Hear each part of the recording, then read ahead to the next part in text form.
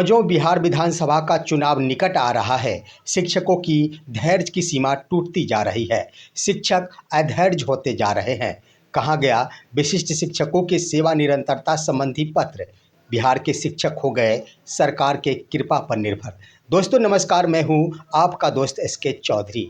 इन दिनों शिक्षकों के जुबा से बस एक ही बातें झलक रही है। उनकी जुबा से ये बातें निकलती है कि आखिर इस वर्ष बिहार विधानसभा चुनाव 2025 का चुनावी तोहफा बिहार के शिक्षकों को आखिर क्यों नहीं मिला। दोस्तों, शिक्षकों की धैर्य की सीमा टूट रही है क्योंकि आचार संहिता चंद दिनों में ही लगने वाली है। उसके बाद दोस्तों, शिक्षक तो निसहाय इस कदर हो गए कि अब वो सिर्फ सरकार की कृपा पर निर्भर हो गए हैं। आखिर सेवा निरंतरता का सपना पूरा हो पाएगा या फिर नहीं हो पाएगा? आइए आज के इस वीडियो में इस पर हम विस्तार पूर्वक चर्चा करते हैं। लेकिन इससे पहले अगर आपने अभी तक हमारे इस चैनल सुसत्य वचन को सब्सक्राइब नहीं किए हैं तो कृपया अभी सब्सक्राइब कर लेंगे। दोस्तों, बिहार विधानसभा का चुनाव सन्निकट है, आचार संहिता भी लागू होने वाला है, लेकिन शिक्षक अधैर्य हो रहे हैं क्योंकि पहली दफा ऐसा देखने को मिला जब चुनावी तोहफा बिहार के शिक्षकों को माननीय मुख्यमंत्री के स्तर से नहीं दिया गया। आखिर इसके पीछे का कारण क्या है?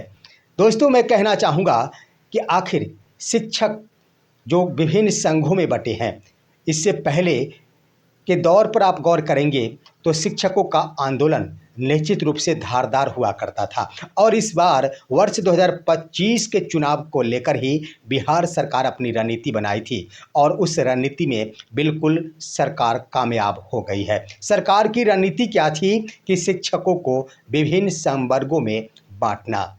अब दोस्तों, बिहार में शिक्षकों की संख्या 6 लाख तो हो गई, शिक्षकों की संख्या बढ़ गई, लेकिन आंदोलन की बातें की जाए तो अब एक भी आंदोलन शिक्षक नहीं कर पाते हैं। उसका कारण है कि विभिन्न संघों में विभक्त हो गए हैं बिहार के शिक्षक। विद्यालय अध्यापक कहते हैं कि हमारा संघ अलग है, विशिष्ट शिक्षक कहते हैं हमारा संघ अलग है, नियोजित शिक्षक कहते हैं हमारा संघ अलग है, प्रधान शिक्षक कहते हैं हमारा संघ अलग है, माध्यमिक शिक्षक कहते हैं हमारा संघ अलग है। दोस्तों, जब सारा संघ ही अलग अलग है तो आखिर शिक्षक एकजुट होंगे कैसे?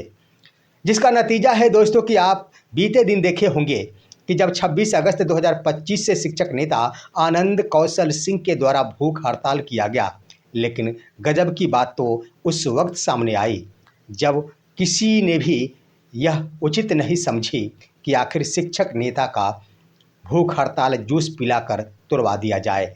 शिक्षक नेता बैरंग ही वापस हो गए। इसका मुख्य कारण ये था कि इस धारदार आंदोलन में शिक्षकों की संख्या काफ़ी कम थी।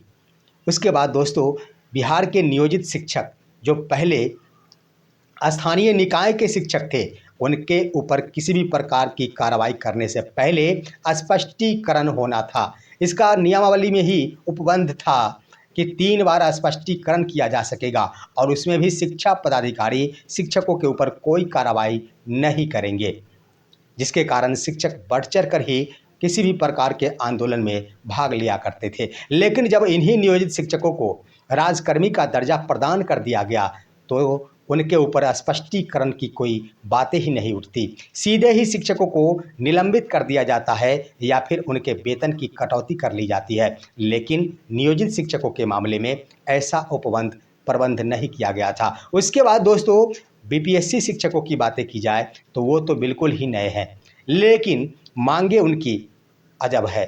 मांगे बिल्कुल जायज़ भी है क्योंकि 7वें वेतन से संसूचित नहीं है। इनकी मांगे है कि मुझे 7वां वेतन दिया जाए, लेकिन आंदोलन के नाम पर अगर वहाँ पर विद्यालय अध्यापकों को खड़ा किया जाए तो निश्चित रूप से वहाँ पर शिक्षक पीछे का रास्ता देख लेते हैं। अब आइए दोस्तों, विशिष्ट शिक्षकों की संख्या 2.5 लाख हो गई, लेकिन आप गौर करेंगे तो 2.5 लाख में अब वर्तमान में शिक्षक बचे कितने हैं? 25,000 तो शिक्षक विद्यालय अध्यापक के रूप में यहाँ पर प्रधान शिक्षक के रूप में चले गए।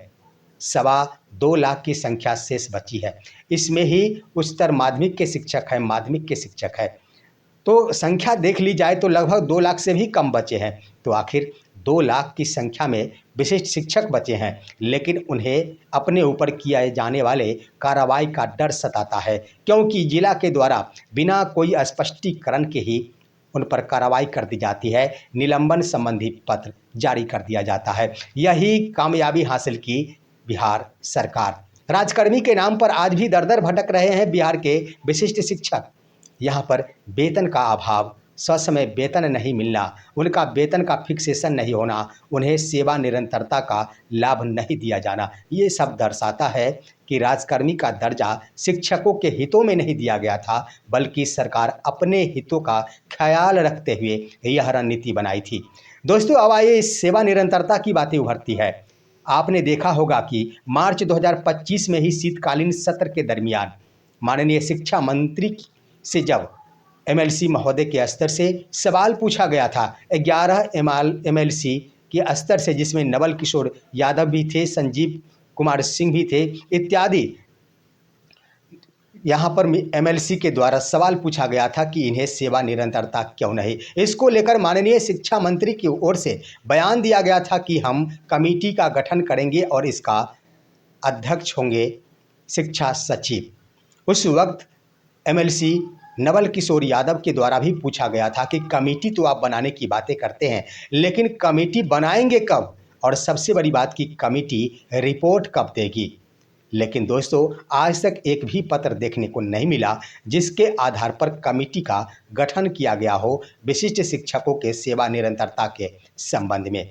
ये शिक्षक आशा पर आशा करते रहे कि अब पत्र जारी होगा, अब पत्र जारी होगा, सरकार चुनावी तोहफे के रूप में विशिष्ट शिक्षकों को सेवा निरंतरता का लाभ देगी। लेकिन हुआ क्या, जब बारी आई कि सेवा निरंतरता का पत्र जारी होने वाला है, उसके बाद एक खबर सुर्खियों में बन गई कि अब वित्त विभाग से परामर्श लिया गया है कि विशिष्ट शिक्षकों को सेवा निरंतरता का लाभ दिया जाए या फिर नहीं दिया जाए। दोस्तों, यह तो स्पष्ट है, वित्त विभाग पहले ही पत्र जारी कर चुकी है कि हर हाल में जब एक संवर्ग के राजकर्मी दूसरे संवर्ग में जाएंगे तो उनकी पूर्व की सारी सेवाएं गणना की जा सकेगी।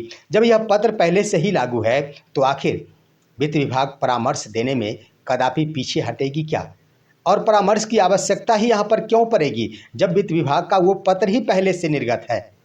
मेरा तो मानना है कि अगर वित्त विभाग को यह पत्र लिखा गया शिक्षा विभाग की ओर से, तो वह पत्र कहाँ है, वह पत्र आखिर वायरल क्यों नहीं हो रहा है। एक छोटी सी पत्र जो लिखा जाता है, यहाँ पर उस पत्र को वायरल कर दिया जाता है, लेकिन जब यहाँ पर वित्त विभाग से परामर्श मांगा गया कि विशिष्ट शिक्षकों को सेवा निरंतरता दिया जा सकता है या फिर नहीं, तो यह पत्र तो वायरल होना चाहिए था। लेकिन आखिर दोस्तों, मान लिया जाता है कि पत्र लिखा गया है, पत्र लिखा गया, यह वायरल भी नहीं हुआ, तो आखिर इस पत्र का जवाब कब मिलेगा, आखिर वित्त विभाग परामर्श कब देगी।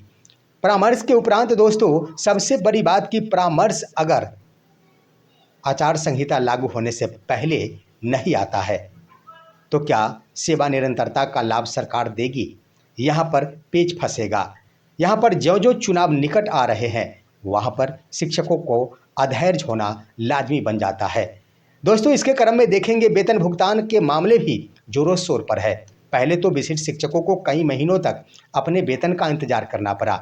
उसके बाद प्रधान शिक्षकों को देख लीजिए, उन्हें प्रधान शिक्षक पद का वेतन नहीं दे हो रहा है। अब तो देख लीजिए कि आखिर बीपीएससी टीआरई 3 के अंतर्गत हजारों शिक्षकों की बहाली हुई। हालांकि ढेर सारे शिक्षकों का वेतन का भुगतान हो चुका है, लेकिन अभी भी जो एक पत्र और जो सूची जारी हुई है, जो वायरल हो रहा है, उसके अंतर्गत अभी भी 1398 शिक्षक हैं पूरे बिहार भर के 38 जिलों के, जिनका कि 4 महीना बीत जाने के बाद भी आज तक वेतन का भुगतान नहीं हुआ। आखिर इतनी शिथिलता क्यों। अब आइए दोस्तों, 1 जुलाई 2024 से ही 53% की दर से महंगाई भत्ता मिलना था, जिसकी स्वीकृति भी मिल चुकी है बिहार सरकार की ओर से, पत्र भी जारी हो चुका है। लेकिन आज तक गौर करेंगे, चाहे विशिष्ट शिक्षकों के मामले हो या विद्यालय अध्यापकों के मामले हो, उन्हें 50% के दर से ही यह महंगाई भत्ता हो रहा है। अब तो 2% और यानी 55% मिलना चाहिए था। उस जगह पर 1 साल बीत जाने के बाद लगभग 1.5 वर्ष बीतने को है। आखिर बढ़ा हुआ एचआरए कब मिलेगा शिक्षकों को। तो इस तरह से शिक्षकों की समस्याएं बढ़ती जा रही है। शिक्षकों की जो भी मांगे हैं, शिक्षकों को जो भी मिलना चाहिए था उनका अधिकार, आखिर उससे विलंब क्यों किया जा रहा है, उससे वंचित क्यों किया जा रहा है। इसके पीछे का सिर्फ एक ही रहस्य है कि आखिर विभिन्न टुकड़ों में बंट गए बिहार के शिक्षक, विभिन्न कोटियों में बांट दिया गया बिहार के शिक्षकों को, और सरकार इसका भरपूर लाभ उठा रही है। लेकिन अभी भी वक्त है। अब बिहार के शिक्षक सिर्फ ब सिर्फ सरकार की कृपा पर ही निर्भर हो गए हैं। बिहार के शिक्षक अब चाहकर भी किसी भी प्रकार का धारदार आंदोलन नहीं कर सकेंगे, क्योंकि कई टुकड़ों में बंट चुके अब शिक्षकों का कोई भी आंदोलन धारदार कदापि नहीं बनेगा। इसके उपरांत बिहार के शिक्षक सिर्फ सरकार की कृपा पर ही निर्भर रहेंगे। अगर सरकार अपनी कृपा बरसाती है तो विशिष्ट शिक्षकों को समय रहते सेवा निरंतरता का भी लाभ मिल जाएगा। विद्यालय अध्यापकों को 7वां वेतन का डिमांड भी पूरा हो जाएगा। उसके बाद ट्रांसफ़र का मुद्दा है, ट्रांसफ़र भी शिक्षकों को यह अवसर उनके हितों में हो जाएगा। लेकिन क्या होता है, आचार संहिता लागू होने वाला है, सरकार कूदने वाली है चुनावी जंग में। शिक्षकों के ऊपर ध्यान देने का वक्त नहीं रहेगा सरकार को। उस वक्त बस समय टालने का ही इंतज़ार किया जा सकेगा। सिर्फ सरकार बनने का इंतज़ार करेंगे बिहार के शिक्षक। दोस्तों, यही है आखिर शिक्षकों की स्थिति। आपका क्या राय है? अपनी राय कमेंट के माध्यम से दीजिए। हमारे इस वीडियो को लाइक कीजिए, अन्य दोस्तों के पास शेयर कीजिए, और अब दीजिए अपने दोस्त को इजाज़त। हम फिर मिलेंगे आपसे अगले वीडियो में। तब तक के लिए नमस्कार।